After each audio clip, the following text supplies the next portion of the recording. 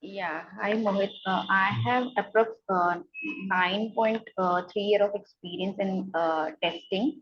Mm-hmm. Yeah, and last day I have not joined this meeting because I was on leave. No worries. So, but were you able to see the recording day one? Not yet. Okay, so you have I not. didn't find that link actually. I will try again. Okay, so because day one we covered a lot of things, so it will be difficult for you to understand what we are covering today if you have not gone through the recording for day one. So my request to you, Archana, will be first see the recording of day one. Mhm. Otherwise, you will always be confused what Yeah. we are discussing, because we'll Eh, continue other chapters today, mhm. but a lot of things we covered on day one. Yeah. Okay. I will go through that recording later. Sure, sure.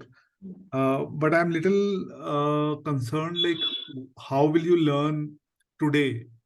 Maybe I do a quick recap for you, and then probably, or we'll do a quick recap for day one, and then probably, if you feel you are able to understand, then continue. Otherwise, you can drop off. So Okay. take a call. So do not think that you have to continue if you are not able to understand all concepts, because as I said, a lot of things were covered on day one. I cannot cover everything in detail. Otherwise, it will be too repetitive for other participants, and also it will not be a best use of our time. So see through. If you're able to correlate, kindly continue. If you're not able to correlate, you can drop off. Go through day one and day two recordings today, and then you can join day three tomorrow. Yeah. Okay. Okay. Okay. Thank you, Archana. Yeah. Thank Bye. you. Bye. Thanks. Chandan, you are also new today, right? No, Mohit, I attended first. This is the Yeah, second. yeah. Chandan Jain, Yes, yes. group work. Very nice. Perfect. Thanks, Chandan. So Welcome. I'm just looking at the names. Rohit definitely joined. Um, I remember Rohit. Thanks, Rohit, for joining again. We have Hana also.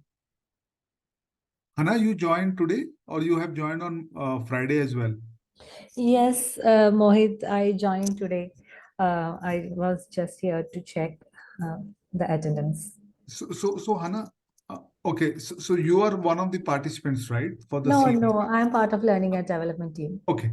So Hana, people who are joining today, let's say, I have told them, I mean, they have not seen day one recording, which is understandable because it happened on Friday and then weekend came. I'll start with a quick recap. Okay. And I have told them if they are able to correlate and understand, please continue today. Otherwise, they can drop off and go through day one recording and day two recording today itself. Okay. And then probably attend day three session tomorrow. Is that? So probably they will come back, or maybe they will join today. Are we continuing the session today? Yes, we are continuing today. So we are continuing today with all the participants. I'll give a quick recap of day one. Sure. Okay. And then we'll continue with day two.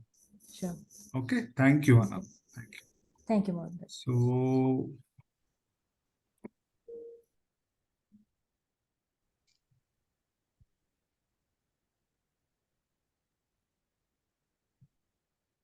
we have participants now. They have joined.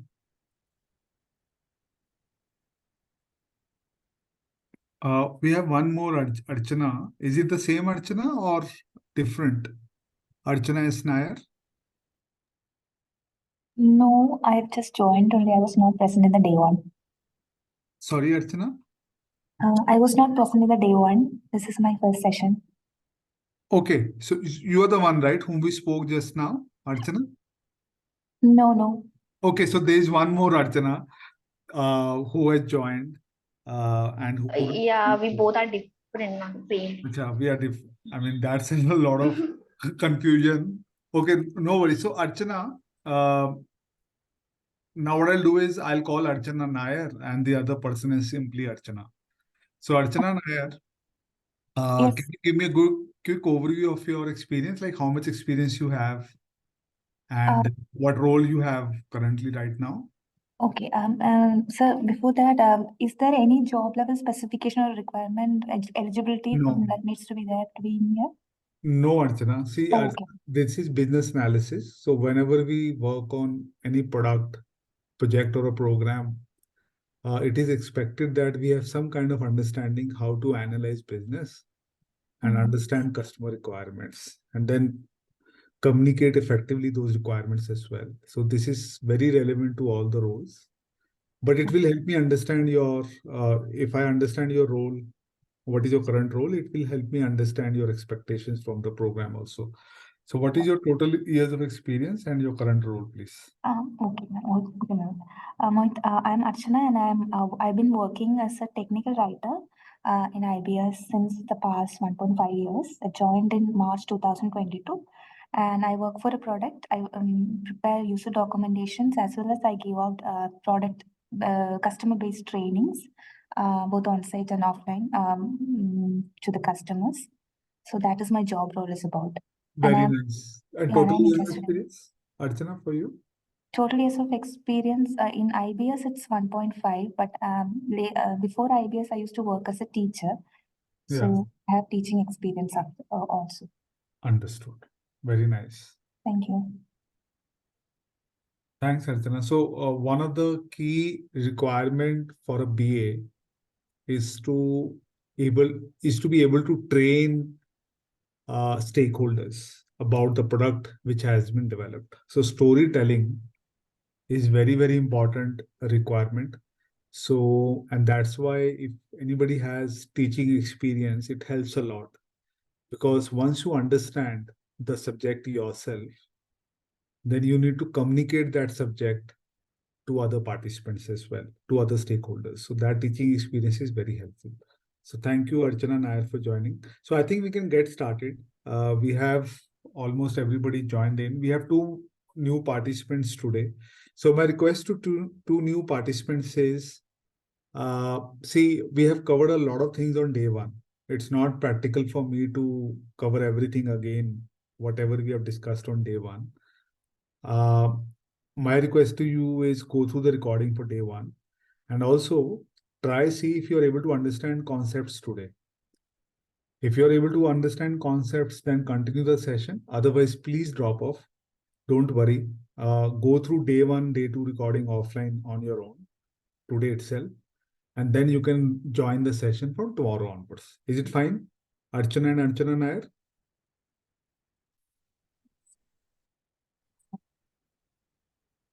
Thank you. Thanks both, Archana. Okay, so let me share. Yes. Great. So let me share my screen and we'll get started.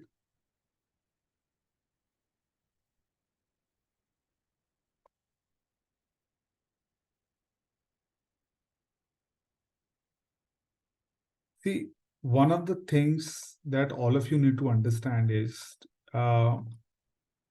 yesterday what we discussed. First of all, yesterday means Friday. See, what we discussed was on Friday was we gave an overview of CBAP. Okay. Now this is one of the most popular certification as we speak today. Very, very popular. Reason being is all the organizations are solving complex programs or problems, and they need people who have good business analysis skill sets. Even if your role is not a BA, but still a lot of attributes of a BA are relevant for every skill that we require. So for example, one of the skill of a BA is we need to understand the problem really well.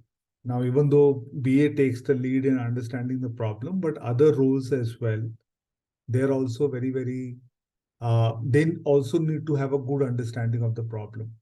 So some of the skills which are required by a BA, some of the roles and responsibilities which are performed by BA are relevant to other roles as well. So this is very, very important thing. And that's why a lot of organizations are putting, putting a lot of emphasis on CBAP, because it tells you what a BA is supposed to perform.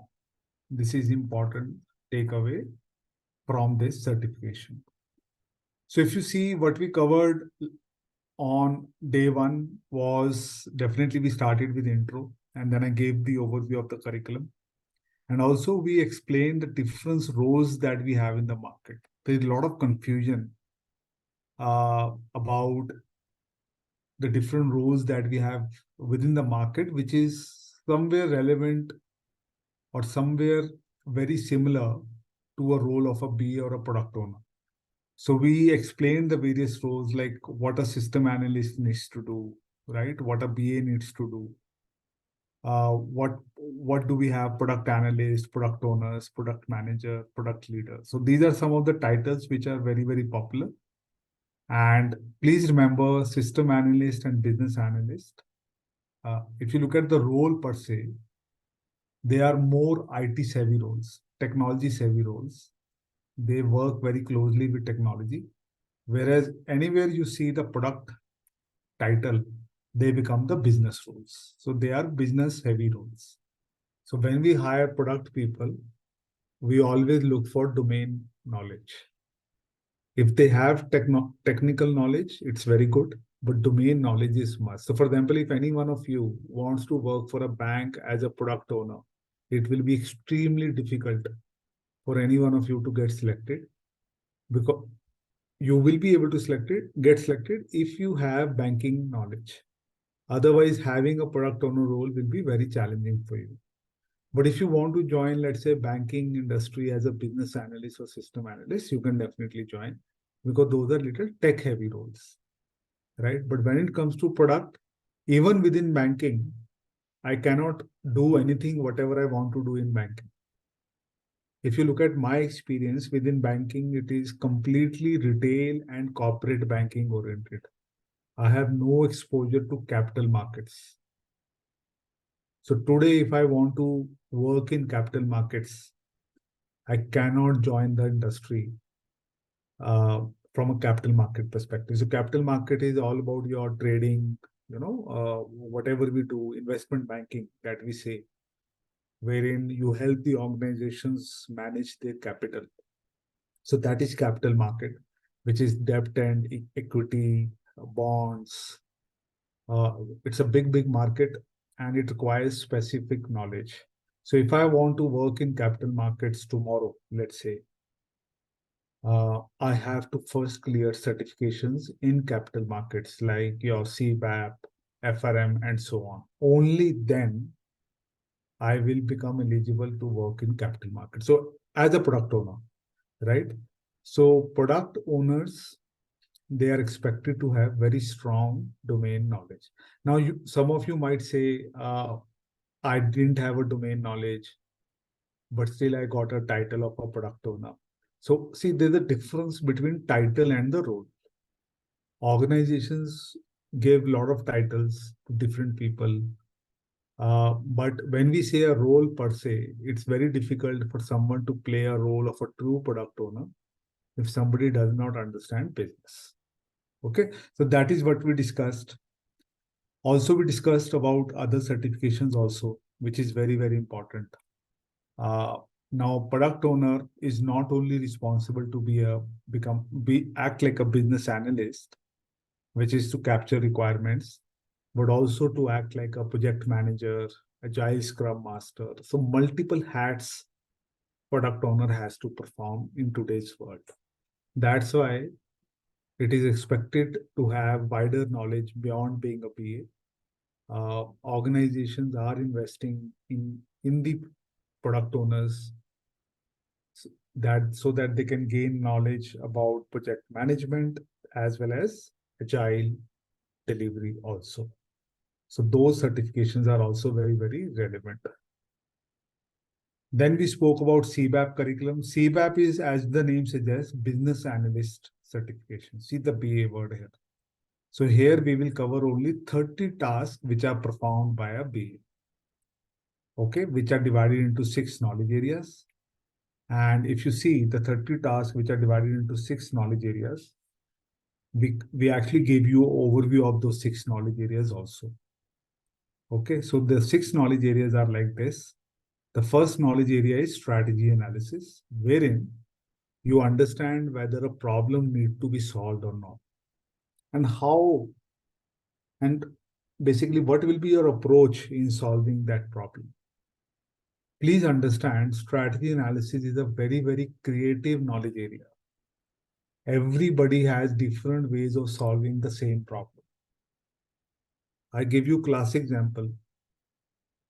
If you look at Flipkart grocery and a big basket grocery, the problem is same, that they want to deliver grocery at your doorstep, but the approach is completely different. In big basket, the approach is instant delivery or quick delivery as soon as possible. So what big basket does is they basically pre-order all the raw material or the groceries and they put it in the warehouse, and they do some demand analysis, and then they try to sell that product. So what happens is, once you order on big basket, they will be able to deliver you in the same day, or sometimes they can deliver you instantly in few minutes or very early next day. The reason they are able to do that is because they have pre-ordered groceries and put it in the warehouse. And big basket, if you talk to the leaders in big basket, they will say that people will pre-order.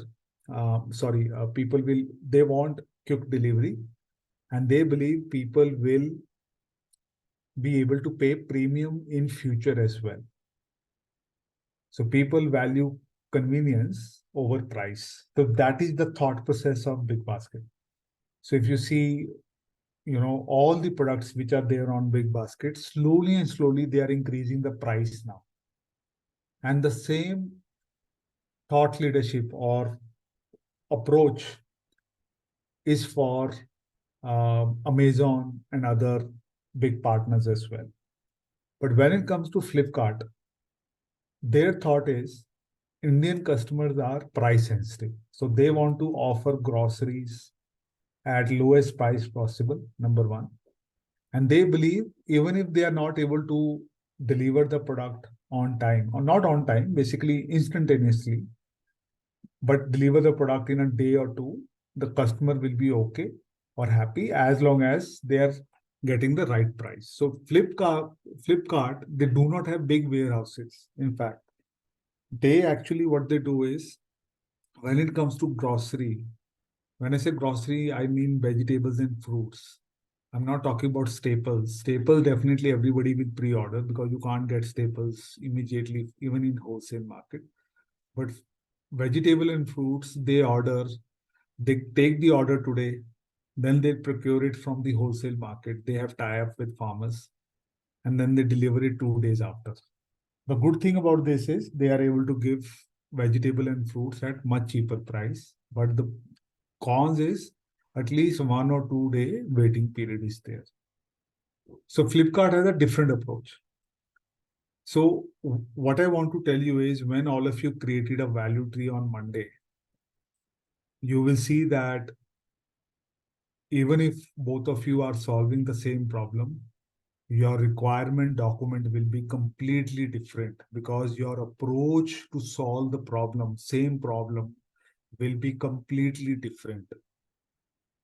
So everybody has their own ways of solving the problem. It's a very, very creative knowledge area. Sure, Vinda, no worries. Okay, so that is what we call a strategy analysis. So today, if I show you, for example, Aswati, she created this value tree, right?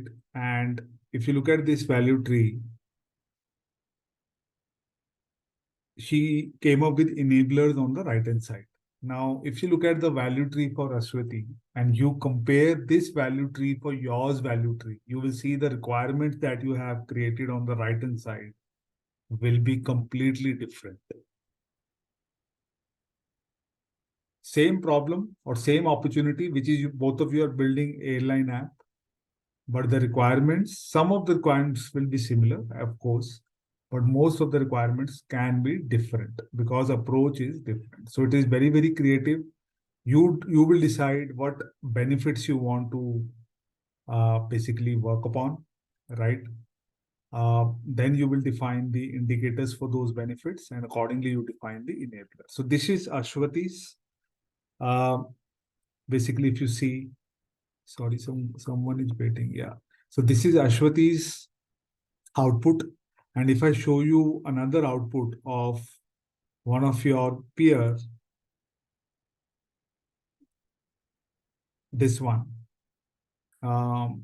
This is another peer who created this in the last IBS batch. You will see same vision, which is the industry leading flight booking app, but she came up with her own benefits, own indicator outcomes, and finally she came up with own enablers, which is requirements. But if you compare this value tree with Ashwati's, you will find out different enablers or business requirements for the same app. Okay, so strategy analysis is a very, very creative knowledge area. So once we did the strategy analysis, we have to do planning. Today we'll cover planning, right? What kind of planning BA does, I'll explain you today. And there is a very good exercise that we will do as part of the planning also today. And then once planning are done, you start gathering requirements or discovering requirement. We call it elicitation. Very simple knowledge area. We'll cover it tomorrow. Then you do documentation of your requirements, which is requirement analysis, right? Once you get the requirements, you need to document it. And then you do requirement lifecycle management, which is nothing but getting it approved and managing change in requirements on an ongoing basis. And finally, once the product is ready or developed by technology, you evaluate the solution as well. So testing is also a very, very important role a PA performs. Any question, please, from anyone regarding strategy analysis, value tree that we covered till now?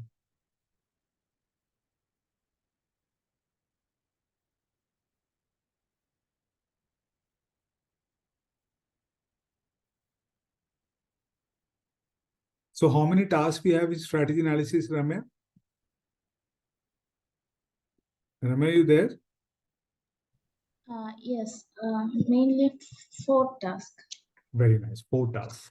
And the 5th task, which was there in version 2, but they have removed in version 3, which is creating a business case, final business case. The reason being, if you look at the business case, it has become a technique now. The reason they have removed the task is both business case requires cost estimation and product owner does not have access to billing rates.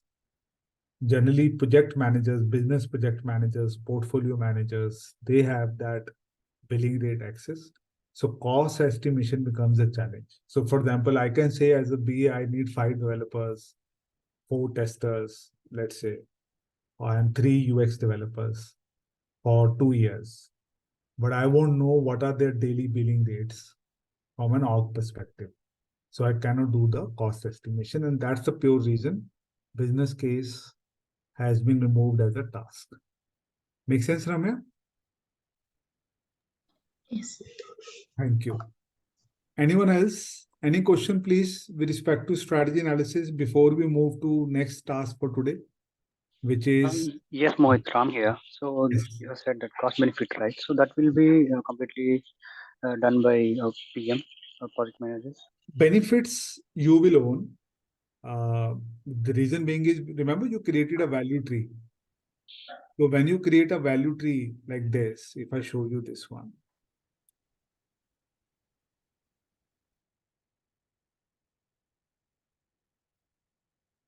so you came up with benefits, right?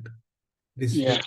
So you are the one who will estimate benefits also. So benefits is something you will own, but when it comes to cost parameter, that is done by project managers, business project managers. Okay. So in that case, this will be done by both PO and the PM.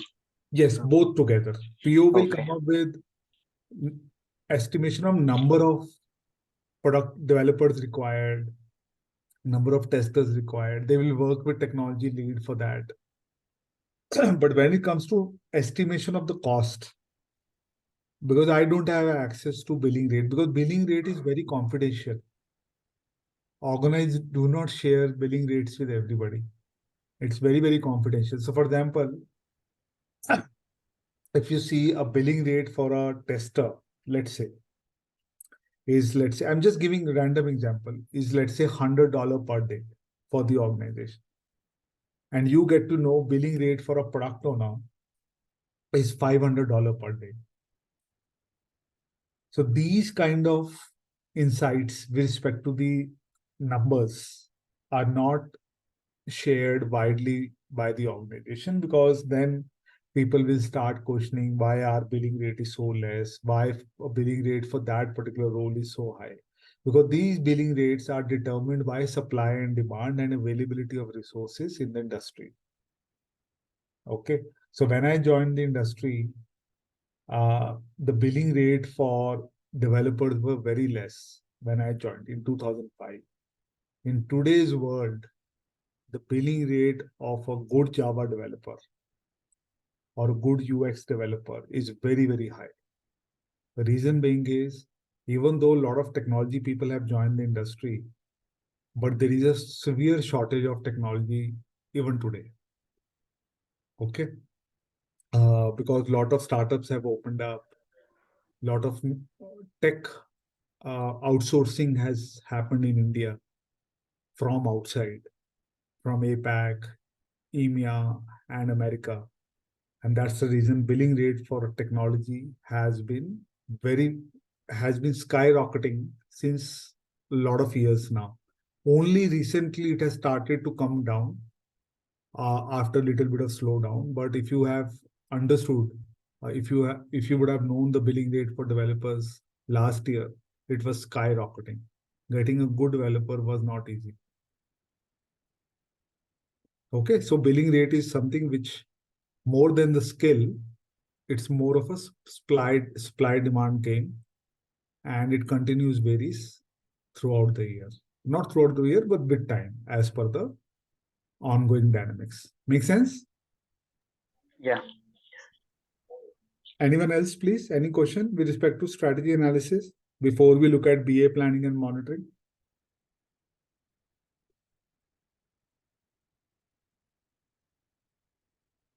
Okay.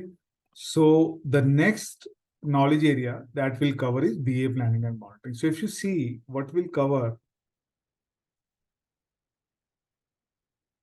see now when it comes to strategy analysis,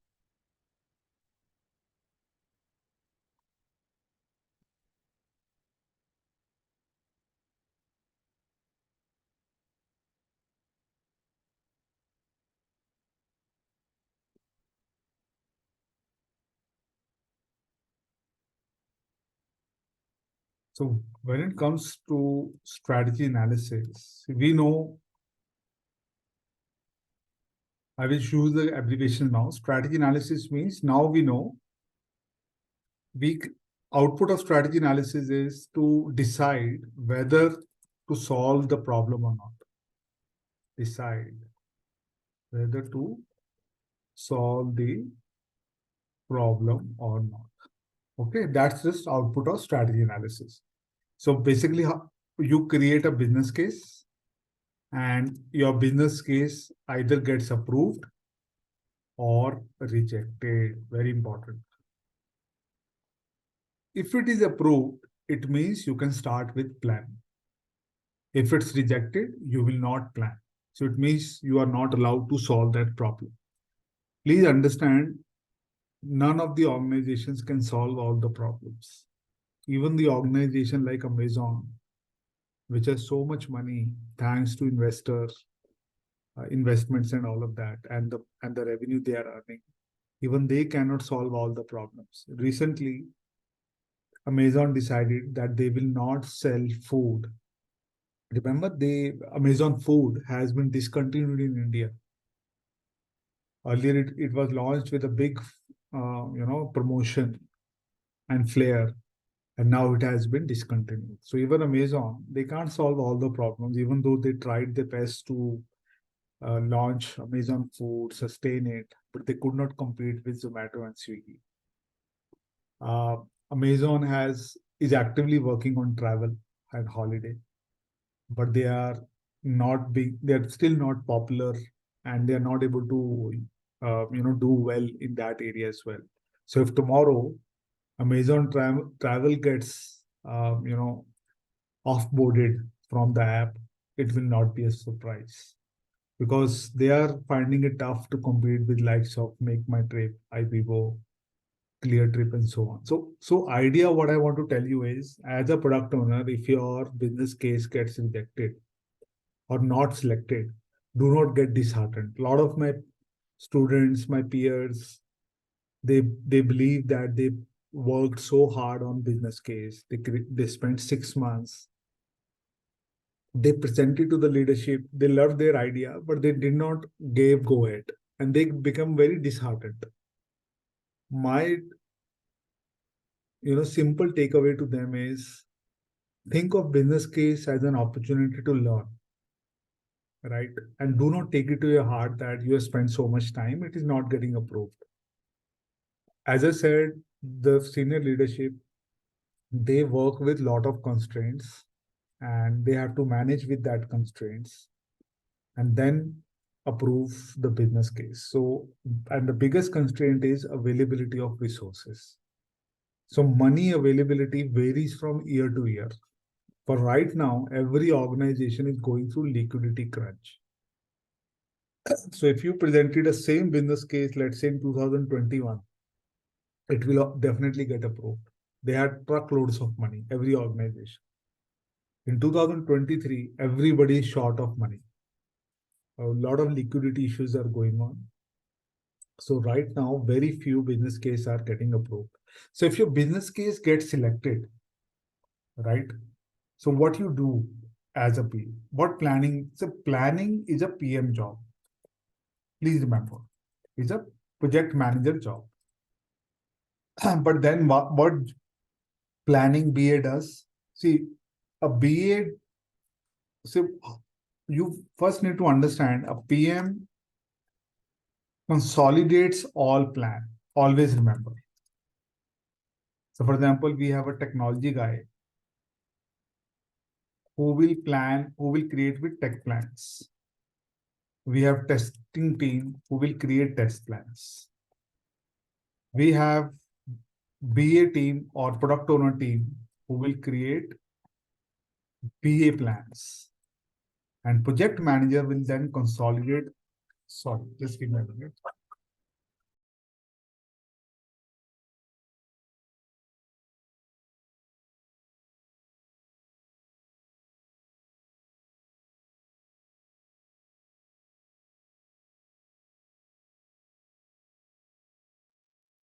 Sorry, folks.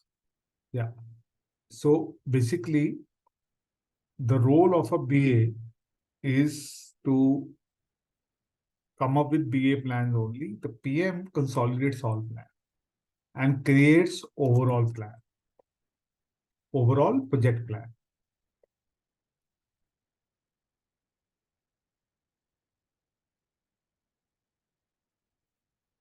So now I will tell you what kind of planning is done by BA.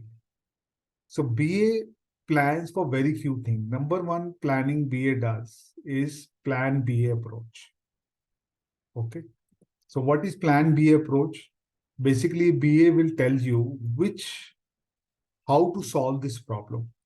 When I say how, which approach we should follow. Approach means SDLC approach, software development lifecycle. So BA will tell whether to go for agile or waterfall. Very, very important. So if you are solving a simple problem, a BA always recommend waterfall. Very simple problem. But if you are solving a complex problem, BA will go for agile. So in agile, basically what happens is you will break the problem into small MVPs, and you will say we will go live in phases. Whereas in waterfall, you actually go for big bang approach, wherein you create the product from scratch and build it all together and deliver it. So if you are building a small app, you will deliver the entire app in one go. But if you are building a complex app, You will deliver it in phases. In today's world, because all problems we are solving is complex, gone are the days of giving simple apps, right? That's why you will see almost all of you are working on agile environment. So BA is very, very important that he or she understand the complexity of a problem and accordingly decides whether to go for agile or what. Okay. Other parameters BA sees is adaptability. So what is adaptability? If BA foresee that requirements will continuously change, then BA always recommend agile. Okay. For example, my requirement for let's say ordering medicine as a customer might be something today. In 2 years or 1 year down the line, it might change, right? Today, I don't expect the app to remember what kind of medicines I need on a regular basis. But tomorrow, I might believe that my app is so smart enough because now my app has all the prescriptions that app is able to remember the kind of medicines I need, or I upload the prescription. App should be able to read my prescription, which is handwritten by doc, and then put all the medicines on one page. I just review the medicine, click submit, and the medicine is ordered. So what I'm saying is, if you expect customer to change requirements, which is adaptability, you need to adapt to new requirements, you will always recommend agile. Then visibility. Now, sometimes what happens is your stakeholders, they want to see how you are building the product on a regular basis. You will always recommend agile because in agile, you have something called sprint demos, right? Where you give a demo of the product on a regular basis to the customer. You will always recommend agile. So for example, when I gave my order of interiors to one famous interior company for my flat, I told them I want to see how the interiors are shaping up. So we went with agile, frame of mind. They said we will not gather all your requirements on day one. Even I was not sure of what I wanted. So I said I might change my requirements as well. And in visibility, what happened? They did one room. It was a 3 BHK flat. They did one room. They called me and said, sir, please have a view. Whether you are happy, then we'll continue with the same color code for other rooms as well. So visibility is also a very, very important factor that a BA thinks whether to recommend agile or waterfall. The third thing BA does, apart from visibility and adaptability, is risk involved, risk of failure. If there are too many risks involved in the product, right? A lot of probable events are there where you think a product might fail. You always go for agile because you build in small batches. If it's too risky, right? For example, let's say now somebody want to launch a new bank in India. It's very risky in today's time because why risky?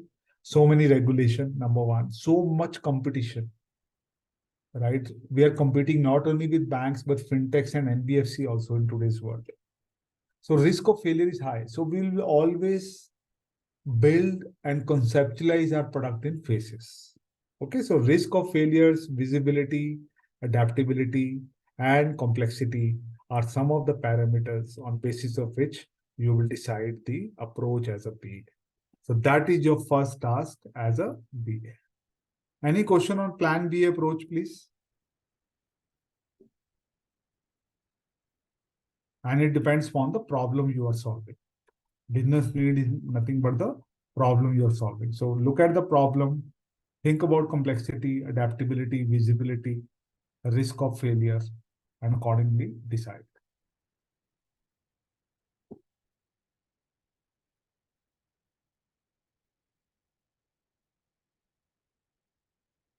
The second thing is that you do, the what planning you do, one is agile or waterfall.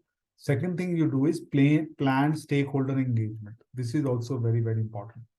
So as a BA, you will recommend the kind of stakeholders you need. And you will do some analysis on those stakeholders to figure it out how you should engage with the stakeholder. So there are various type of stakeholders you require. So let me show you.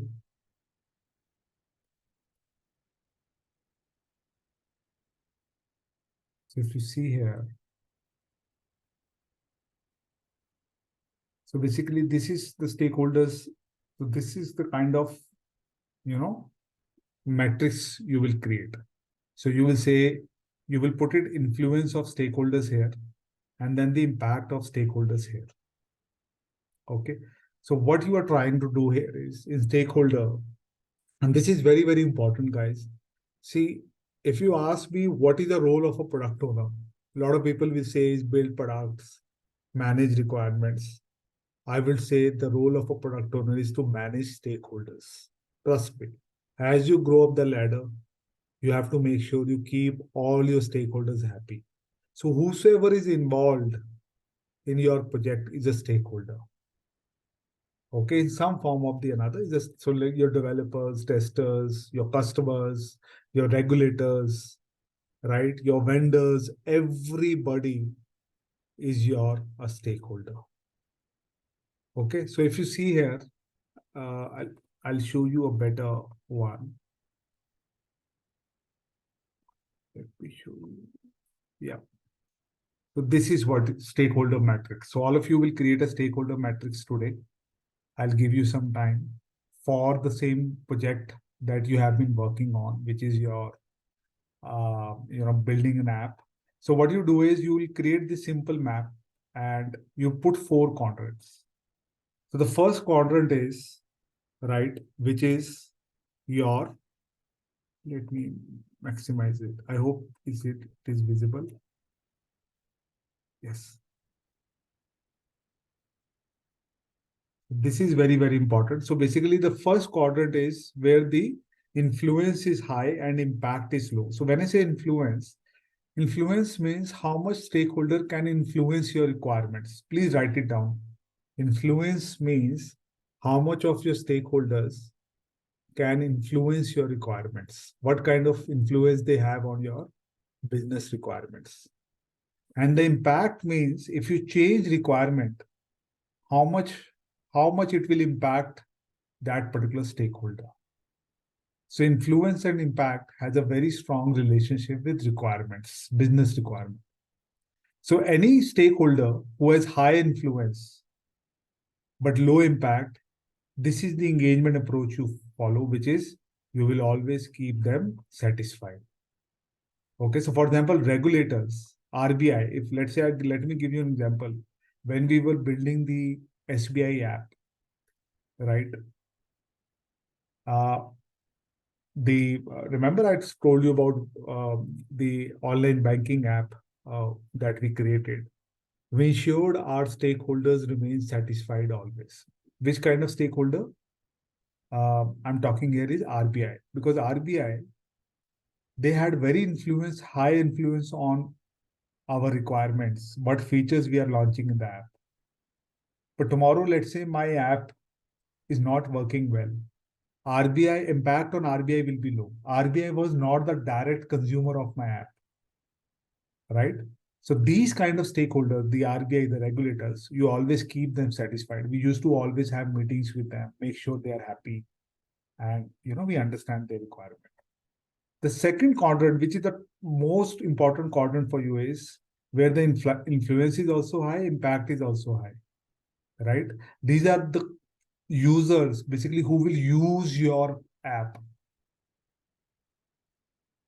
Now, these customers who will use your app, definitely their influence on the requirements is high because they are the one who give you requirement.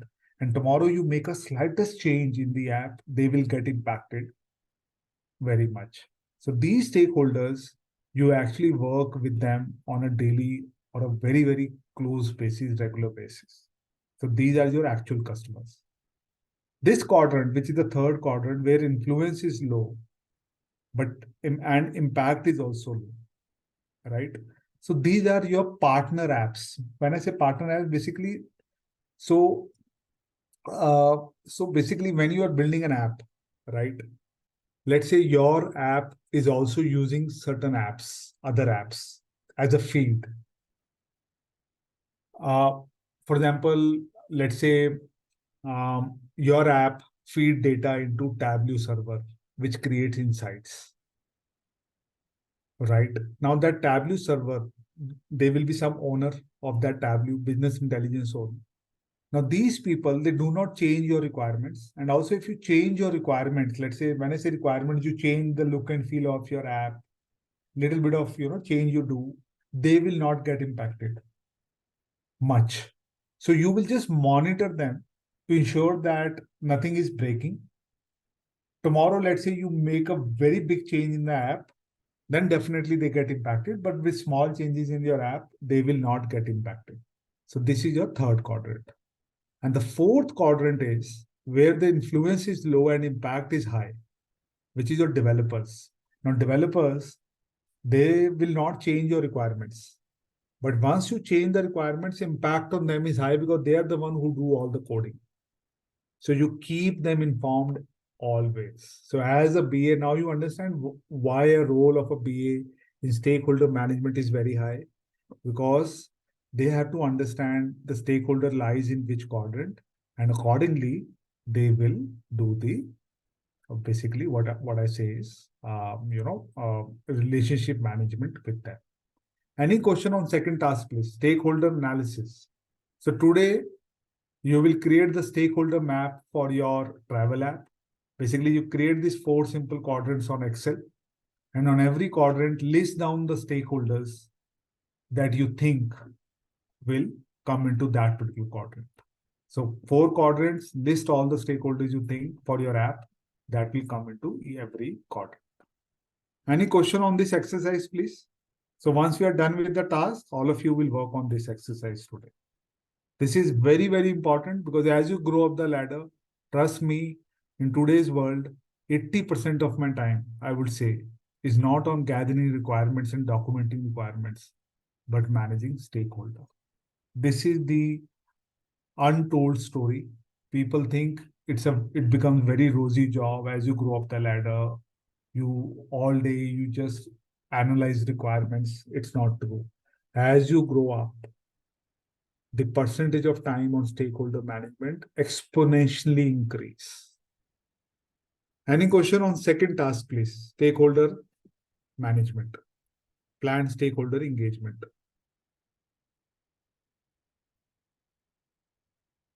Okay. The third task is plan BA governance. Now, this knowledge area, the bigger challenge is the terminology. Now, plan BA governance. See, when you required governance, if you see, if I go back to my notes. So when you require governance, now governance means monitoring the change, as simple as that. Monitoring the change. So what as a BA you will say is that you will plan BA governance. Basically, you will tell your project manager how will you plan the change in requirements. So governance is nothing but plan. How you plan to manage the change in requirements once execution begins. This is also very, very important because as your sponsor, they are very worried. They will say, hey, Mohit, you are right. You will write the BRDI. Okay, I agree. You will get it approved. But tomorrow requirements keep on changing. Even if it's waterfall, it changes a requirement. We all know, right? It comes as a change request. Then how will you manage change in requirements? This is what you mention in plan BA governance. So in plan BA governance, basically you will tell 2 things. One is, first, how will you get sign off? Number 1, in first place. So depending upon your stakeholder analysis, if you feel your stakeholders are not very cooperative, you might say that, I need written sign off or of actual physical signature. Sometimes stakeholders are cooperative. A verbal sign off also works. It depends upon relationship with stakeholder. So how will you get sign off? And secondly, you will also define how will you manage change in requirements. So when we say how will you manage change in requirements, basically what will be the CR process, change request process. Again, it depends on the approach. So if it's agile, the CR process is very easy. It becomes a new story in the upcoming sprint. If it's waterfall, you might need to come up with change request form, right?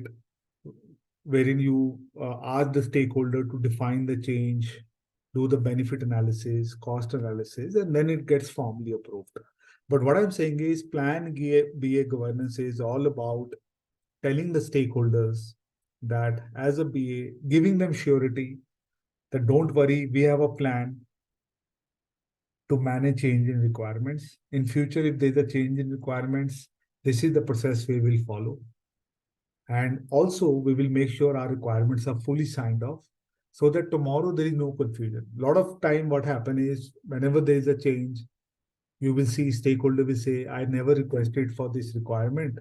You understood my requirement wrongly. So do not say it's a change. It's your fault. You never understood it correctly.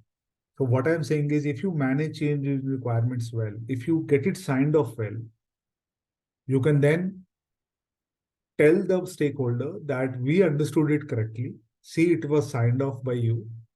Now it is actually a change. Reason why we need all of that arrangement is because every change is an additional cost to the organization. You have to make sure your stakeholder, the customer, pays off for that change. So for example, when I did interior, I was a customer. I changed the color coding after one room. Initially, I thought white color, a gray color will be very nice, or a cream color, beige color. But when I looked at the room, it looked very ordinary. So I changed my requirement. I said, okay, second room, I want little more colorful. I had to pay extra for that because it was a change in requirement. Most of the problem happens in the execution is if you have not signed off your requirements well as a BA, tomorrow there is a change. Then the question arises is who will bear the cost for the change? So that's why this task is very, very important for a BA. Any question on task number 3, please?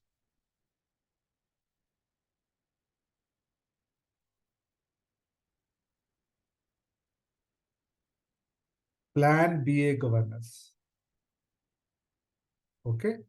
The 4th task is very, very important. Plan BA information management. Now, as I said, the problem with this knowledge area is terminology, right? Now, BA information management is nothing but how BA will manage information. And basically, you tell your BA project manager is what kind of artifacts you will create. Artifacts you will create. This is also very important. So you will tell your project manager whether you will create business requirement document, functional specifications, whether you will create test plan, test strategy, right? Whether you will create ongoing program governance deck, right?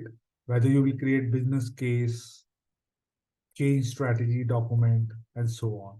So basically, how a BA manages information by creating documentation. So when somebody said, Archana said, she's a technical writer, this skill is very, very important even for a BA. BA also create FAQs, right? Or training decks.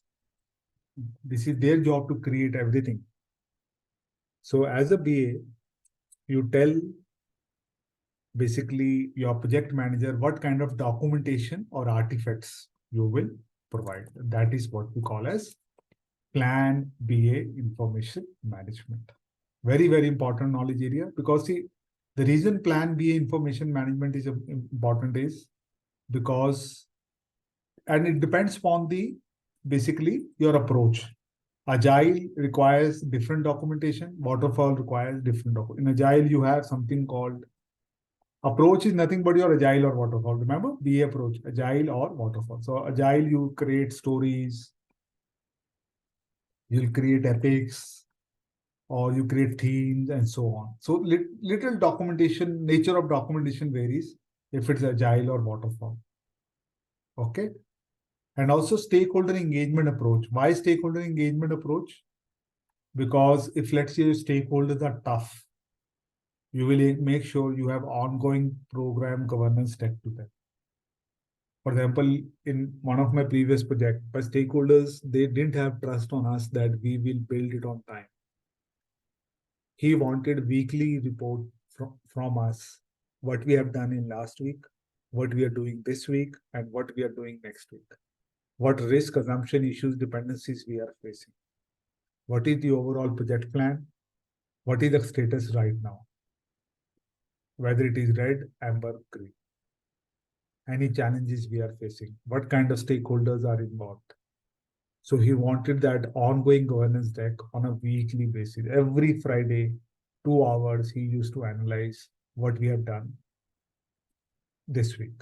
So what I'm saying is, depending upon your stakeholders, accordingly you will, manage their expectation. Okay. Any question on BA information management? Mohit, Yeah. Yes. so when you say that in Agile, minimal documentation is usually created. Yeah. Not minimal. This is wrong understanding actually. That Agile, see, as I said, if you look at even in Agile, you create test plan, test strategy, program governance stack, business case, change strategy, FAQ, all these things are created. Only thing which changes is from a requirement perspective. So in waterfall, you create BRD, functional specification. Instead of that, you start writing stories, epic, and themes. But in Agile, this is a wrong understanding in the industry that Agile, there is less documentation. Now, Agile manifesto as a clause like that, right? Working manifesto says, see, that's the wrong understanding of manifesto. Manifesto says, do not communicate through documents. In waterfall, what used to happen was, BA used to create document, and then he or she used to get released from the project, that your job is done. Developer used to read document and create the solution. That was the understanding in waterfall. When I joined my industry in 2005, I used to create BRD. Once my BRD signed off, I used to get released from the project. I used to start working on other project. What Agile says is that documentation cannot replace communication. Does that make sense? But it doesn't mean that documentation is not required. Documentation is definitely required. But communication is very, very important, and especially ongoing communication. How do we maintain that communication? With this sprint ceremonies that we have, daily scrum call, then we have sprint planning, sprint retro. So all of these ceremonies fosters more communication with stakeholders. Thank you. Okay, good question. Anyone else? So Agile has created a lot of confusion, I would say. People are very confused, and that's why I like this question, because people believe it's Agile. I can just quickly write stories. You read the stories in today's world that we create. It is so detailed. It has everything that a developer needs. Right? Only format has changed. And also in Agile, the difference, in fact, I would say, if you ask me honestly, I am actually doing more documentation in Agile. I tell you why. In waterfall, I used to create BRD. It used to get approved of, and my job was done. In Agile, I write stories today. I do the backlog refinement with developers. They'll give me feedback. I update stories. Then we give a demo. Demo business will say that he will give some feedback. He might change requirements. Then I will again update upcoming stories. Again do refinement. Again I'll get feedback. Again update my stories. So if you ask me, amount of documentation that I'm doing in today's world, agile, as compared to that I used to do in my waterfall days 15 years ago, it is much more. I spend more time on Jira. So the amount of documentation has increased. But the only thing is, what Agile Manifesto says is focus on communication rather than, verbal communication rather than communicating through documents. So that was a problem in waterfall. I agree. I used to create BRD, then I used to expect testers and my developers, they will follow the BRD as Bible and build the product. That way of working has got changed in Agile. Okay. The last task for the day, which is very, very important, is plan BA in performance improvement. So what happens in BA performance improvement is, see, now performance management is a project manager job. It's not a BA job. But you know what CBAP tells is that as a BA, tell the metrics to the project manager by which they can evaluate your performance. Just imagine. So basically what they do is two kind of metrics. One is product related metrics. So you will come up with metrics. You will say, see, ultimate job of a BA is to solve the problem. So you will come up with like metrics like adoption rate of your product, the feedback from the end customer, ease of use of your product. So all the product related metrics is also, a gauge or a parameter of BA performance. And the second thing is, which is also important, is your stakeholder feedback as well. So as a BA, you work on stakeholder engagement. So your stakeholder feedback is also very, very important as your, a BA performance metrics. So as a BA performance metrics, you also suggest certain product related metrics like adoption rate, right? Customer feedback. For example, when I created one app in one of the bank, the Google Play Store, right? We launched it on Android and the Apple Store. So the score on those Apple Store and Google Play was one of my metric for my performance as a product owner. So customer feedback is also very, very important, right? Number of functional defects. So if a lot of functional defects are coming, functional defects means requirement gaps. It is a parameter for my performance as a PE. And then stakeholder feedback as well. Because see, I might be best product manager, but my stakeholders are not happy with me. Then I will not survive. So as a BA product owner, you have to make sure your developer, testers, your customers, your regulators, they also feel confidence in you, they find you trustworthy, and they look forward to work with you. So stakeholder feedback about, and it could be anything, basically about my communication skills, my documentation skills, right? My engagement skills. So all of that is also the metrics, which is important. Any question on BA planning and monitoring, please? Very simple knowledge area. The only challenge is terminology. So BA approach is nothing but agile or waterfall. Stakeholder engagement is how will you engage with the stakeholders? The most important task here, if you ask me. This requires a lot of soft skills. It's not easy. It's really, really not easy. And definitely depends upon the culture also. When I was working in Europe, it was easy. Europeans are little polite in their way of working. When I was working in APAC, the toughest customer was in APAC, China, Malaysia, Hong Kong. It's not easy to, keep them happy.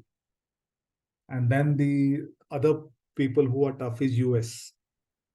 The US clients are always very tough, especially if your US client is Indian, you are screwed.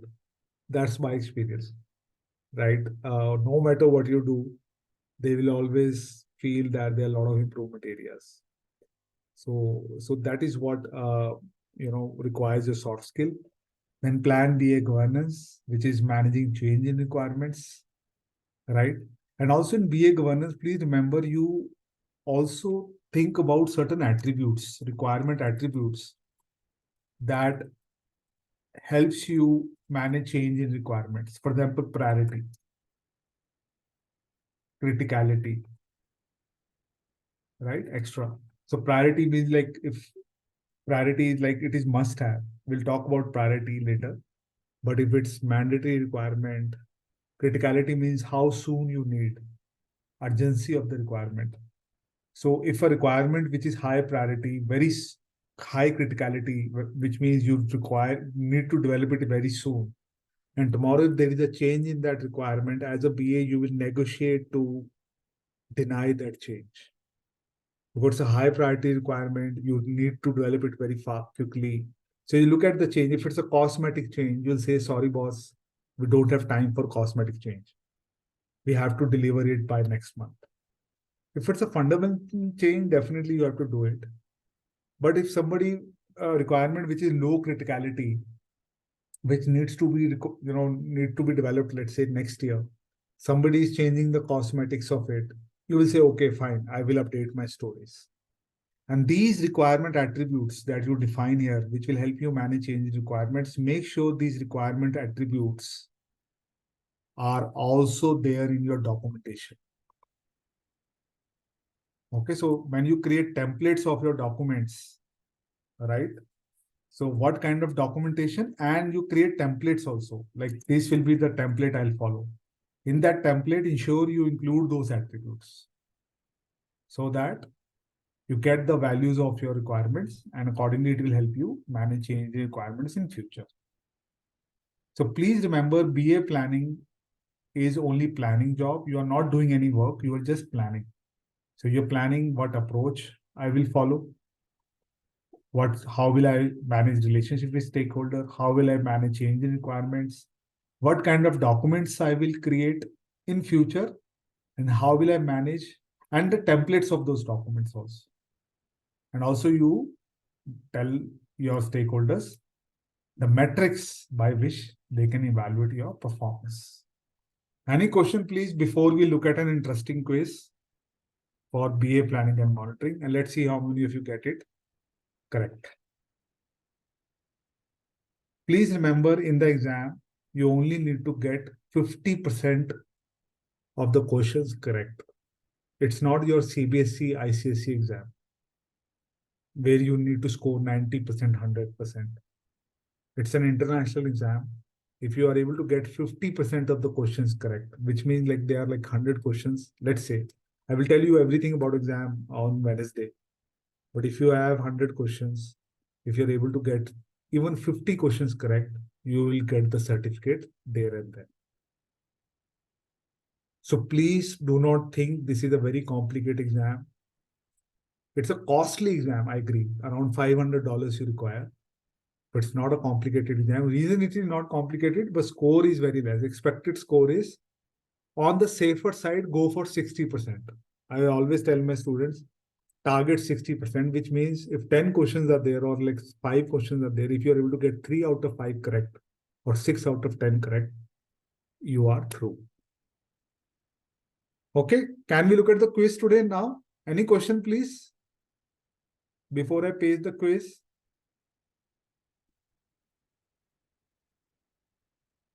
Okay, I'll take it as no. And let me see.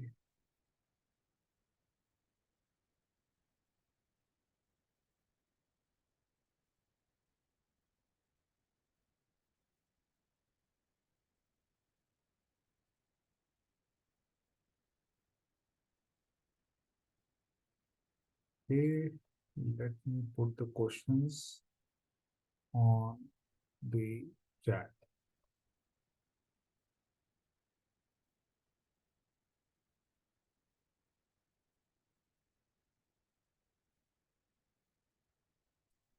True or false question. I'll give you around 20 minutes. Review your understanding, right? And give me all the answers in one go. I put it on the chat and also I'll share mine. So 20 minutes. Right now it is 2:50. We will regroup at 3:10. 3:10 sharp. Have everybody got the questions on chat, please? Kindly confirm. Yes, Mohit. Yes. Great. Great. Okay, best of luck. Let's see how many of you get it. At least 60% of them correct.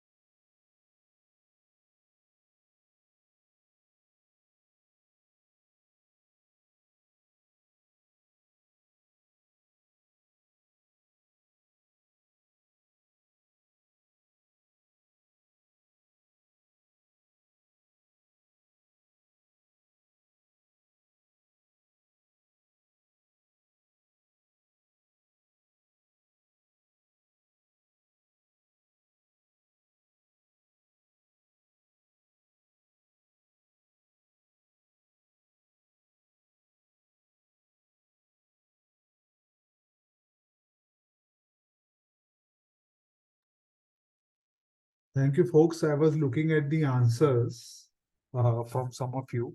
One thing I want to tell you, in the exam, there will be at least 10 to 15% of the questions which will be outside syllabus. This always happen in history. Not, I would say, outside syllabus, but something which has not been explicitly mentioned in BABOK. The reason being is they want to actually evaluate your experience, true experience as a BA, not just you have read something and you are able to answer a question, number one. And number two, they categorically mention that in the exam that 10% of the questions will be new, only from a testing purpose. And those questions do not add to your score also. Right? So what I'm saying is, during the exam, if you're attempting a question, if you're not able to get the answer correct, if you're confused, do not waste time. Just give your best answer. It's a multiple choice anyway. And then proceed. Because there are two things always remember. Folks, please remember, number one, you just need to score 50% to get the certificate. Number one. Number two, in the certificate, your score will not be mentioned. So what does that mean? If two person has got the certificate, one scored 95%, another scored 50%, there is no difference between the two. Both of you will get same certificate. Okay? Yes, Chandan, it is 50%. See, they do not declare it's a 50%. But what they do is they look at it is like your prometric exam, GMAT. They give the questions and then they look at the relative performance of participants across the globe.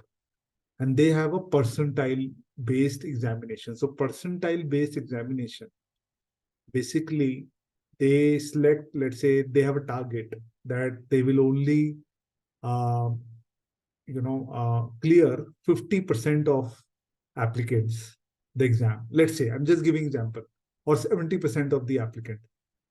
And then they look at the score. What is the score, average score of those top 70% participant? So anybody who is scoring less than that will be declined the exam or the certificate. So the percentage varies, number one. It depends upon relative performance of the applicants. It depends upon the complexity of the exam as well. But on an average, what we have seen over the last decade, if somebody is able to score 50%, will be able to get through the exam. Make sense, Chandan? Okay, so let's look at the answers that you have given. See, the first one is, Plan BA governance tasks include defining template for requirement traceability method. This is false.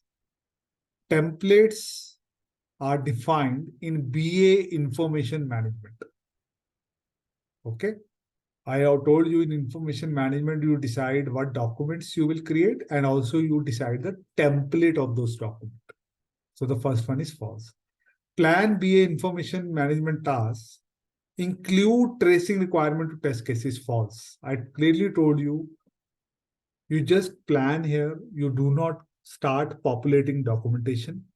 You just decide the documents and templates of those documents, but you do not basically, start populating those documents because you will not start execution. First, you will do elicitation, which we will cover today.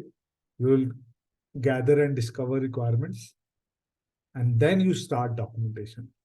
Okay, so the second one is false. Identify BA performance improvement task includes both qualitative and quantitative metrics, which is true. Quantitative metrics, see the name, quantitative metrics are subjective. This is false. Which is subjective? Qualitative metrics. So for example, stakeholder feedback is generally qualitative. If you will ask stakeholder whether you are satisfied with Mohit's communication skill. Right? So it is generally qualitative. So when you ask how you rate Mohit, engagement skills, very good, good. So these are qualitative metrics. Quantitative metrics are like number of functional defects after going live. It's a quantitative metrics. Okay. So qualitative is different. So it's very subjective and influenced by stakeholders' attitude, perception, and so it's qualitative, not quant. So what I'm saying is in the exam, read questions very carefully. So the only difference between qualitative and quantitative can change the answer. Okay. So the third one is false as well. Fourth, identify BA performance improvement tasks, including recommending actions. Yes. Preventive actions, example, BA training are those which reduce the probability of an event with negative, which is true. So basically what happens is this particular task, you will also recommend actions like preventive action. For example, if you foresee stakeholders might not adopt your project or a solution. For example, UPI, if you remember first 3 years, nobody was adopting UPI.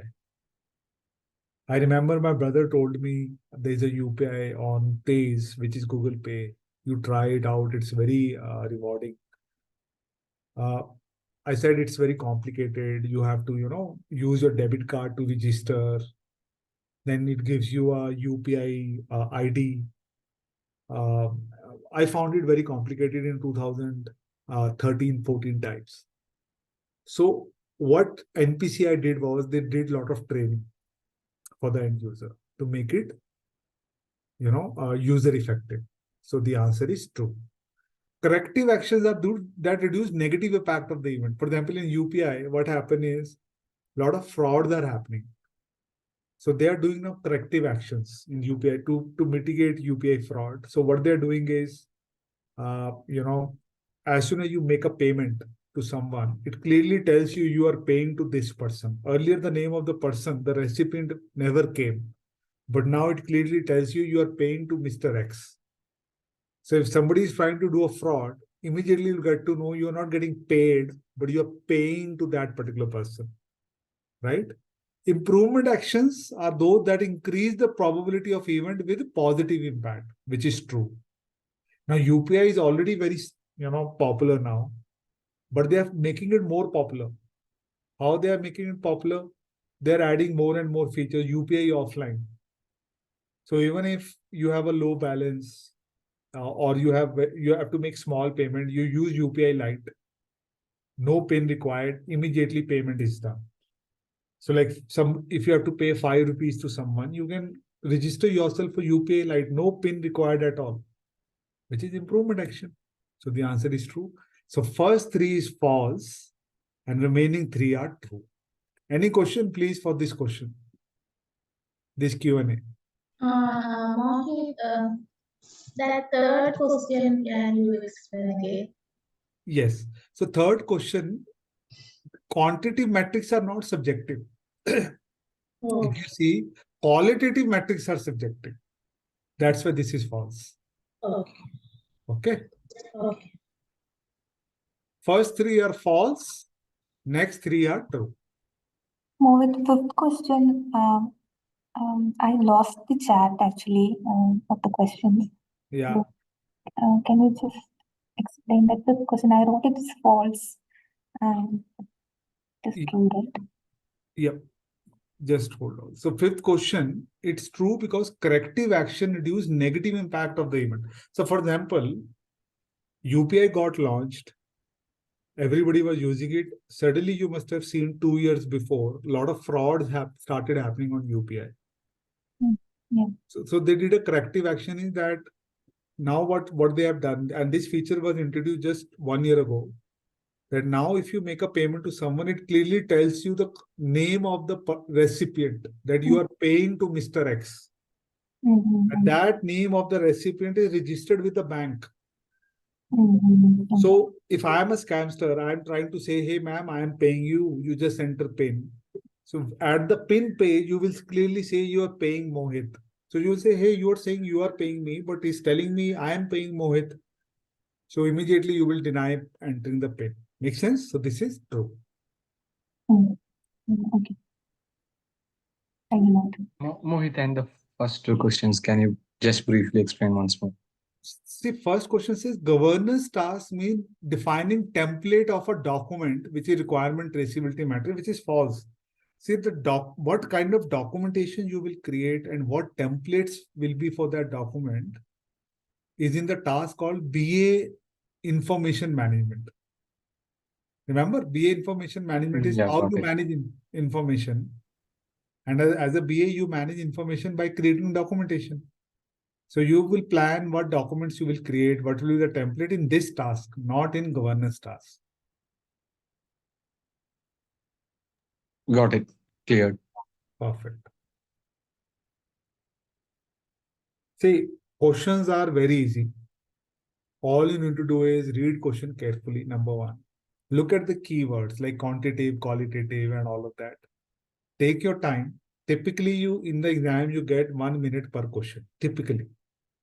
It's a fast-paced exam. And second, so do not waste your time on question. Third is only 50%. See, 50% we have seen on an average. On a safer side, go for 60%. So today, if anybody's got 4 out of 6 correct, they are ready for the exam. 50% you are on a border case. Number one. Number two, you are getting exposed to these concepts for the first time. So once you read BABOK, do more practice exam, you will feel more confident. So it's not a tough exam. Wednesday, all of you will have a quiz, a full length quiz for around 1.5 hours. And please try to score at least 50%, which is around 50 questions will give you. So try to score minimum 25 out of 50. Okay. Okay. Mohit, then the second question about the task includes tracing business requirements to test cases. There's you start populating the document here. No, Yes. you are not populating document here. So this is false. You just create a document and create a template of that document. You populate that document later in the upcoming knowledge area, which is requirement analysis. Okay. Okay. Okay. Good.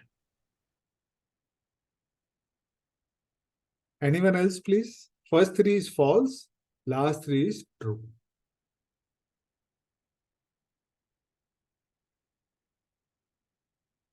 Okay. So what we'll do now is we'll take a break now. A short lunch break. You can complete your lunch or tea, coffee. And then we'll regroup. We'll do the exercise, one exercise today. And also, before the exercise, we'll complete one more knowledge area today, which is elicitation, which is very, very simple. One of the most scoring knowledge area. We'll do a quiz on that knowledge area. And then I will give you one exercise, which is stakeholder matrix. You can then upload that exercise on the Google Drive link. Okay, so we'll take a roughly around 30 minutes break. Let's regroup at 4 p.m. sharp. And then we'll continue with another knowledge area, which is elicitation. Very simple knowledge area, one of the simplest knowledge area. We'll cover that. And after that elicitation quiz, I'll give you one exercise to complete. Okay, 4 p.m. sharp, please let's regroup. And then we'll continue with another knowledge area called elicitation. Okay, thank Thank you. you. Thank you.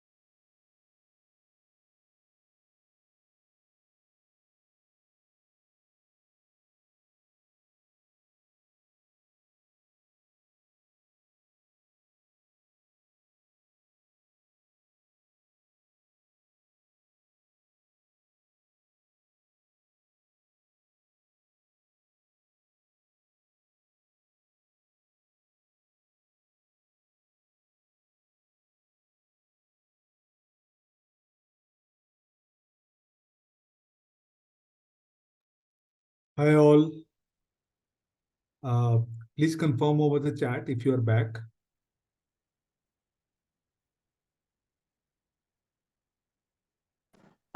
Thanks, Archana, Chandan. Others as well, if you are back. Thanks, Kopika.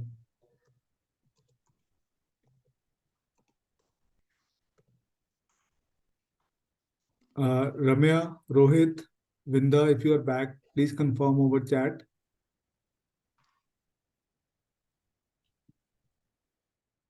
Thank you, Vinda. Ramya and Rohit, are you back? Thanks. Perfect. So we have confirmation from everybody. So now we will cover other knowledge area, which is elicitation, one of the simplest knowledge area, and we will have a quiz on that knowledge area also. Okay. So what we covered till now, if we go back, right? So if you see here, till now we have covered two knowledge areas. One is strategy analysis. Another one is BA planning and monitoring. So in strategy analysis, we decide whether we should solve the problem or not. As simple as that. Okay. Once we decided that problem need to be solved, before we start solving the problem, we do planning. What planning? We covered, we plan approach, we plan stakeholders, we plan how we manage change in requirements, we plan the documents that we will create. Also, we define metrics by which we will evaluate the performance as a BA. Okay, so that is BA planning and monitoring. After planning is done, before you start requirement documentation, you will gather information or discover information. The process of gathering and discovering information, we call it elicitation. Okay? Guys, just give me 1 minute.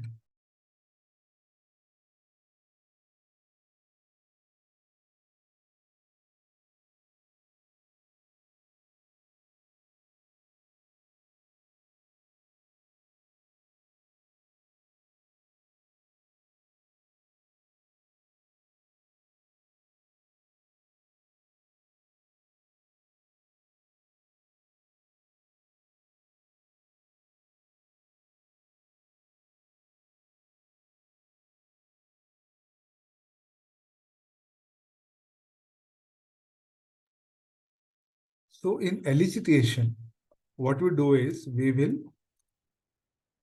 discover information. I will tell you what is the difference between discover and gather. And then after elicitation is done, then we do requirement analysis, which we'll cover tomorrow, wherein you will actually create documentation. Okay, so whatever templates and documents you decided here in BA information management, you start creating documentation. So today we will explain elicitation, which is discovering information. So what is elicitation? So if you look at elicitation, see there's a difference between requirement gathering and elicitation. 15 years ago, we used to do requirement gathering, couple of years ago. So that time we used to ask customers that what you need. Whatever customer is telling you, accordingly you will create the product. Okay. For example, if you go to a restaurant, a waiter will come, right? Will ask you what you would like to eat. You tell the waiter, this is what I want to eat. Whatever you will tell the waiter, accordingly he or she will get the product built with the chef and deliver the food to you. That is requirement gathering. So the waiter over there is acting like a BA, typical BA, traditional BA. But what BABOK says is now the world is becoming complex. Even customers themselves doesn't know what they need. So in today's high-end restaurants, when you go, the waiter will help you or guide you what you should order. They will ask your preferences, how is your mood, what you would like to eat, right? basically what kind of cuisine you would you be interested in today, and accordingly he or she will suggest you the order. Make sure you are happy with the order and then get the order delivered to you. So elicitation is discovering information. Gone are the days when your customers will explicitly tell you this is what they need.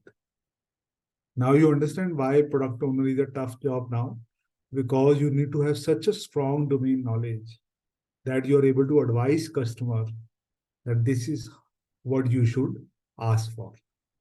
In fact, when we work with regulators will just tell you, we are worried about the security, customer privacy. It's your job as a product owner to come up with the requirements by which you can give confidence to the regulator that you will manage security and privacy of the customer. So elicitation is all about discovering information. Okay. Just give me 1 minute.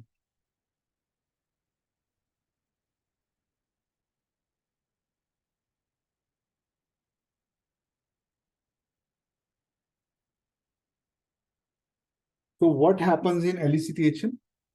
We look at the 4 tasks, very simple tasks. The first one is how you discover information. First is you prepare for elicitation. Okay. So in preparing for elicitation, what you do is you first, look at what topic you want to discuss, which is nothing but the problem that you are solving. And then you invite required stakeholders. This is very, very important. That the biggest mistake people do, BA, they invite everybody for the meeting, which is wrong. Invite right stakeholders for the right problem you are solving. Okay. And then prepare for elicitation. So what prepare for elicitation? Scheduled resources and supporting material.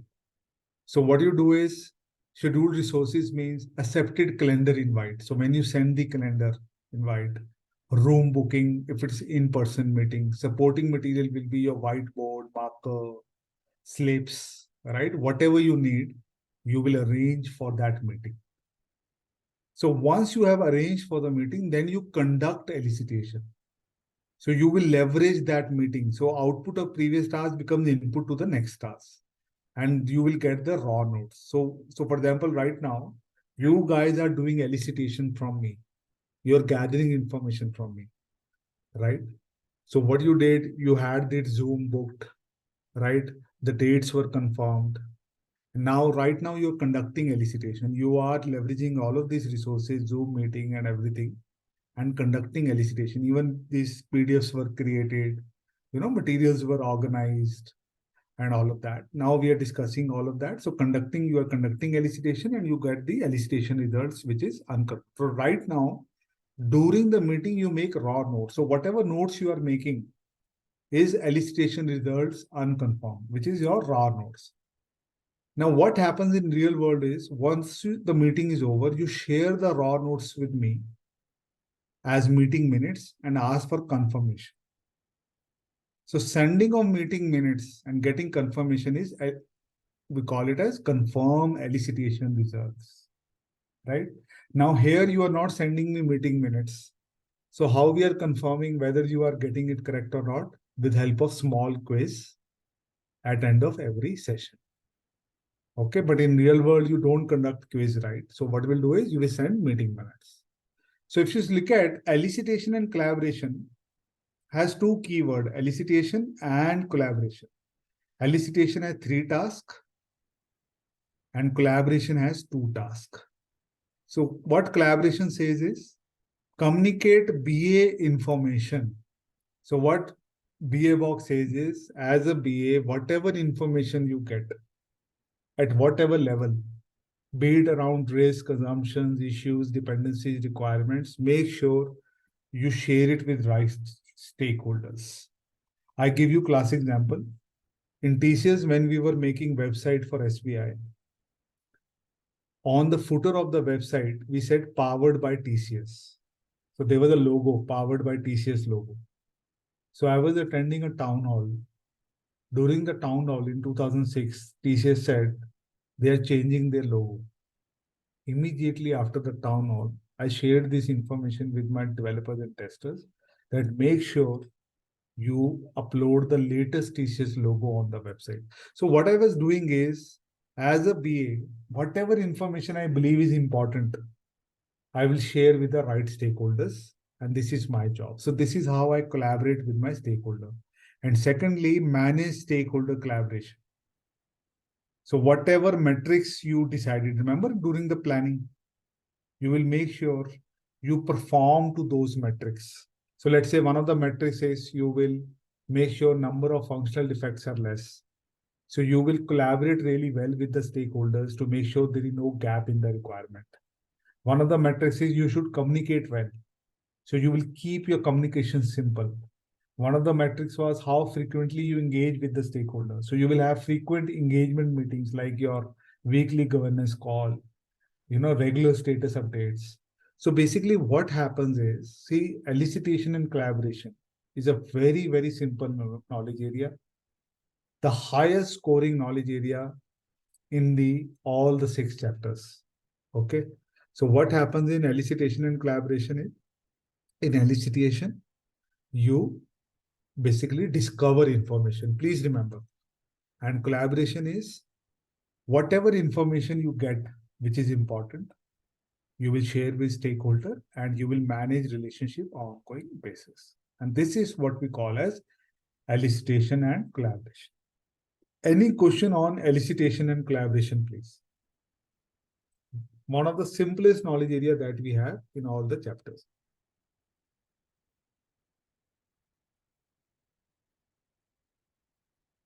Any question from anyone? Now you understand this exam is so easy, but still people are not able to clear it. The reason being they do not read the chapters in right sequence. So we will read it in right sequence. We'll start with chapter 6, then we'll read chapter 3, and then you read chapter 4. So please follow this sequence. All documents are there on the Google Drive, right? And you will be able to clear the exam. Okay. So some of the techniques that I want to tell you, elicitation techniques which are important, right? Like brainstorming. So in brainstorming, what happens is, let's say you're looking for creative ideas from the stakeholders. For example, when a lot of frauds were happening in UPI, they invited some of the prominent customers and stakeholders and asked for creative ideas, like how we can stop UPI frauds. So process of inviting ideas from stakeholder is brainstorming. Okay. Then you have something called requirement workshops. So in requirement workshops is like you invite all the stakeholders and then you start, having open discussions and dialogue with all the stakeholders. Then you have something called focus groups. In focus, as the name suggests, it is like a requirement workshop only, but the agenda is very, very focused. So you will pick up select topic and you will only focus on that topic. The agenda is very fixed. It's focused. In requirement workshop, agenda is quite open. It can change during the meeting also, as per the discovery. Okay. So some of the very importantly brainstorming. Then you have one another technique called job shadowing. So what happened in job shadowing?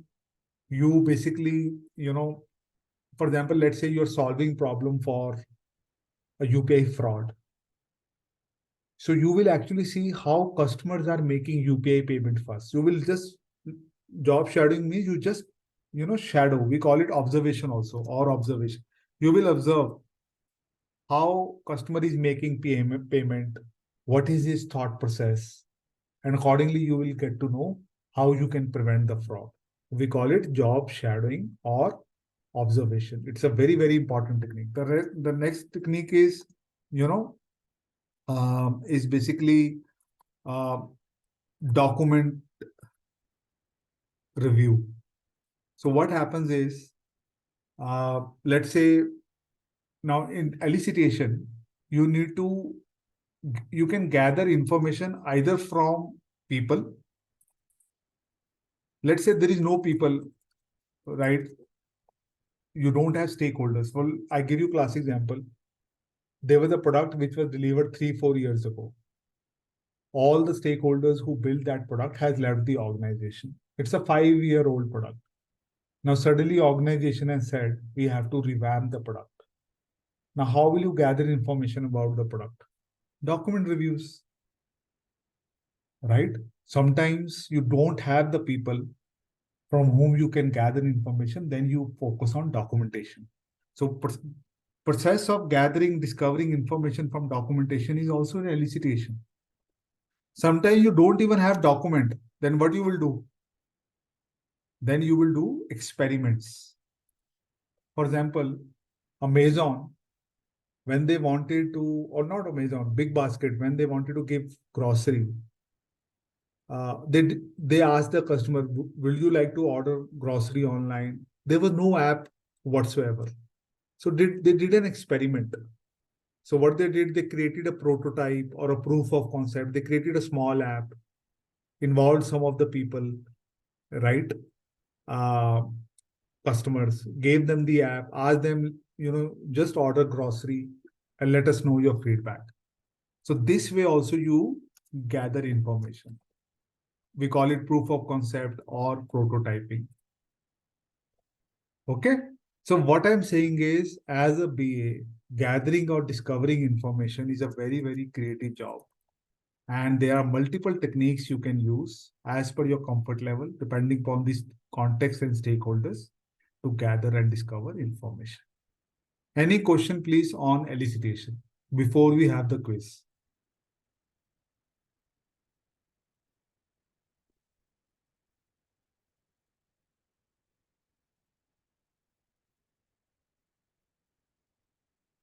Should we have the quiz now on the elicitation?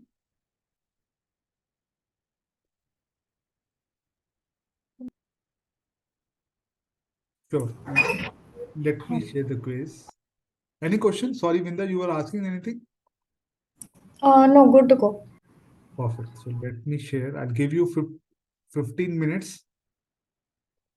Think about the quiz and give me true and false answer. Okay? Read question carefully, please. I put it on chat and share your answers on the chat in one go.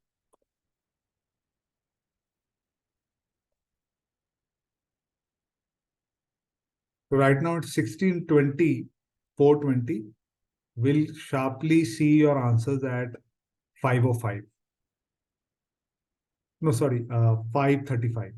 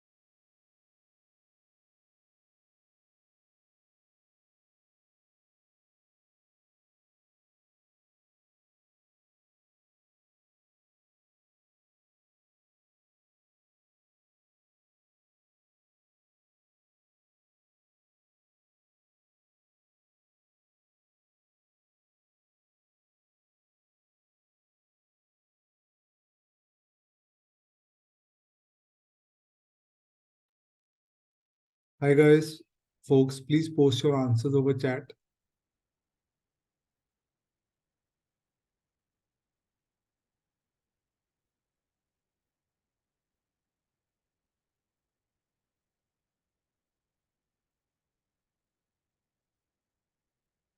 Folks, can you share your answers over chat, please, for these 6 questions?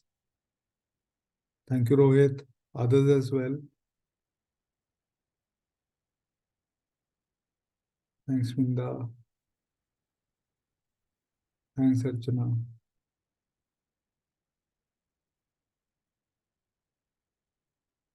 Gopika and Ramya.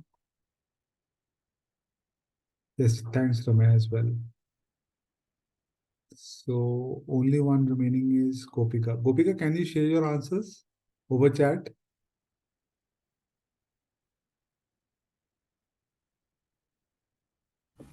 Yes, Yeah, please with share him. over chat. Yes, yes. Okay. So this is again a very simple knowledge area. I know Gopika is sharing the answers as we speak.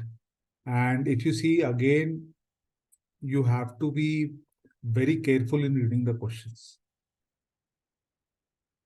So first question is BA information could be any kind of information at any level of detail, right? The answer is I true. have shared. Yes, Gopika, I received. Thank you, Gopika. So BA information could be any kind of information at any level of detail, including requirement, risk, issues, event, which is true. Okay. So BA, as a BA, whatever information you think is important for the project, you have to share. Okay. The second is it is mandatory to confirm elicitation results before beginning requirement analysis. This is a tricky question. You can note down. It will definitely come in the exam. The answer is false. It is not mandatory. Why it is not mandatory is because it is always recommended. Because sometimes what happens is, see, whenever you share meeting minutes, even if you ask stakeholders to confirm, rarely you get any confirmation or feedback on meeting minutes. Nobody likes to read lengthy text. So it is recommended. You will try your best that stakeholders confirm over email that yes, Mohit, whatever meeting minutes you have given is correct, or you have not missed any important point, but really you will get any feedback. So even if you have not got confirmation, do not wait for confirmation. Start beginning your requirement documentation. The second question is false. The purpose of stakeholder collaboration is to maintain relationship and encourage stakeholder to work towards a common goal. True. During managed stakeholder collaboration tasks, this input, which is assessment, tells you effectiveness of BA, especially focused on stakeholder engagement, weekly sit-in, which is true. 3 types of elicitation: collaborative, research, experiment. Experiment can discover information that cannot be obtained from people or document. True. While conducting elicitation, you decide technique. False. It's not while conducting elicitation. While preparing for elicitation, you decide which technique you will follow. Accordingly, you could also arrange supporting material. So not while conducting elicitation, but while preparing for elicitation. Okay. So all are true except second question and the 6th question.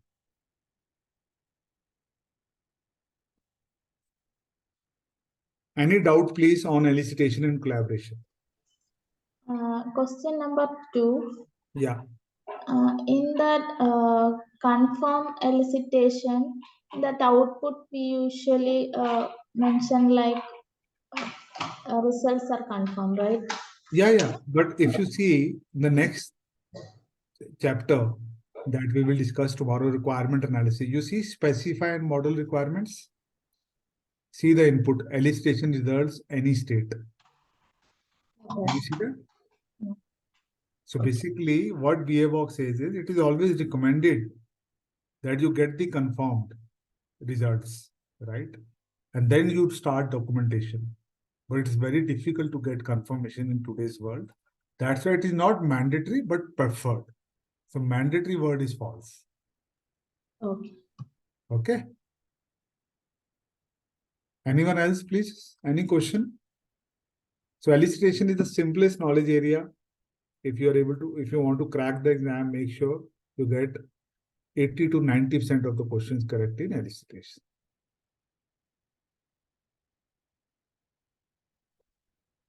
Okay.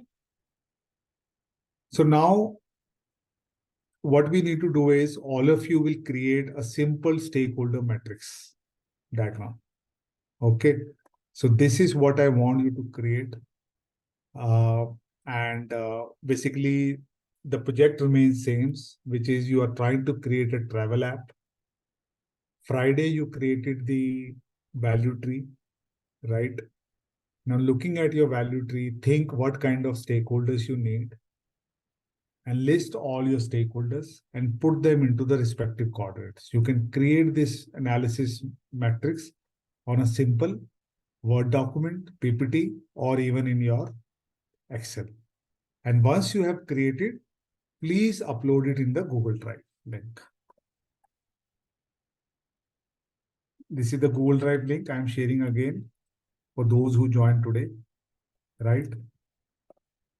And also, if you want, I can share the Lakshmi email ID also if this Google Drive link is not accessible to you, because some of you might be joining from Office Network. So I share the Gmail ID. And once you have done, then you can drop off. And tomorrow we will see your output. So if I share the email ID, it's, I guess, Lakshmi. Just give me a minute, I'll show you.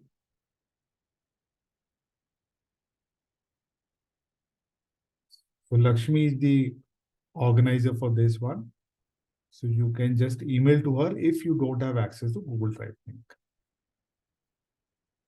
Lakshmi @thelearningtech.com. This one. I mentioned here as well.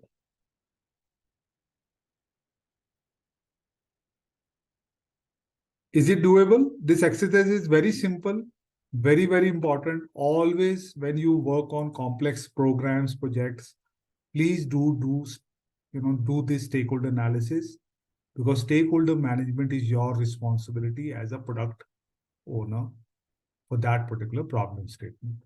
Is it doable? We'll be able to complete this exercise, small exercise.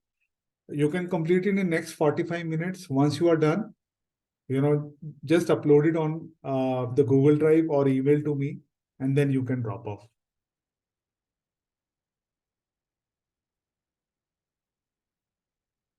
Is it doable, please? Kindly confirm. Gopika, Ramya? Yes. Perfect. Thank you, Vinda. Okay. So try to complete this in next 45 minutes, which is by 5:30 India time. And once you have done, kindly confirm over the chat, and then you can drop off. At any time during the exercise, you have any doubt, just unmute yourself. Let me know. I will resolve your doubt. Okay, please try to complete by 5:30 and a very quick exercise. And once you are done, confirm over chat and then, please upload it on the Google Drive also or email. Thank you. Thank you. Thank you.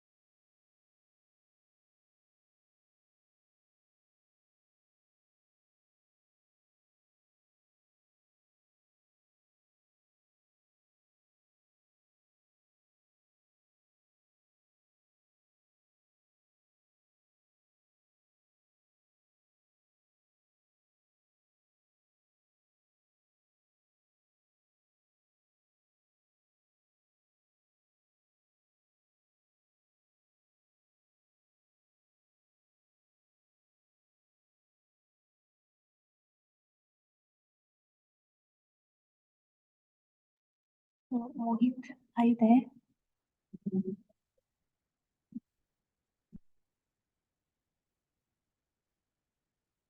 Yes, please tell me. Mohit, the thing is, I was not there for the last session. I do not have a value tree now Yeah. for the business problem. So No, I you can skip. So Archana, don't worry. You can log off now, okay. and you can do, go through the day one recording. Recording. Then I'll have to create a value tree and then come to this. Yeah. That will Value tree, yes, you create it very quickly, depending on the recording, and then try to create this one. You take a snapshot of this one. I have written it down actually. Yeah, okay. Yeah. And I'll keep Yeah, some. you can take a pic as well, snapshot as Okay. well. And then what am I supposed to do? I'm supposed to identify the Stakeholders. stakeholders for each Yeah. quadrant. Yes. Okay, fine. Okay. Okay, thank you, Mohit. Thanks, Thank you. Archana. Bye.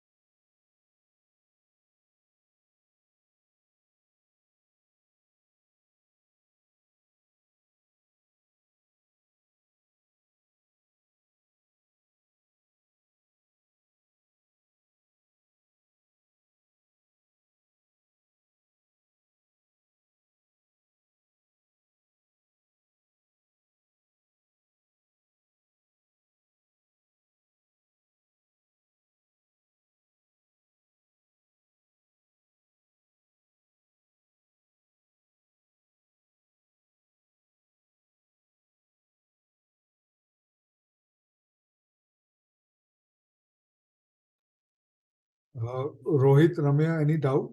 Gopika?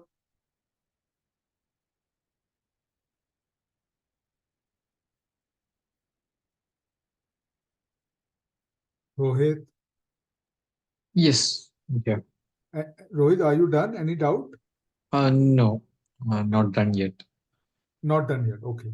Once you complete, then you can drop off. Okay, Rohit? Okay, sure. Sure. Thank you.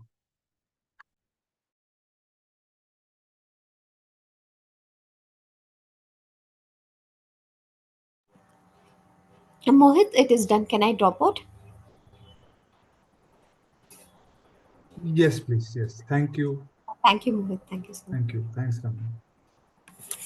Thanks, Gopika. Yeah.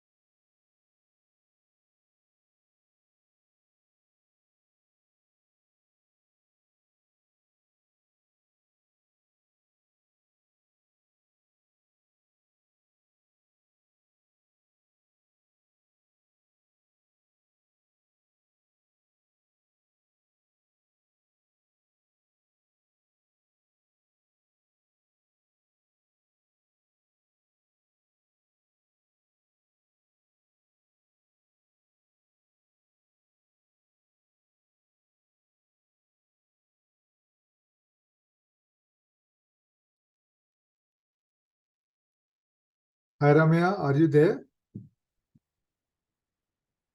Ramya? Ramya, are you done? Hello?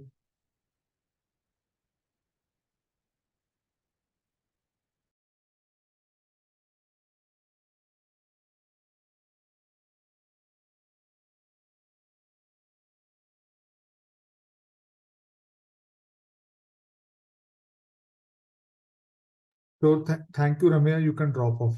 Thank you.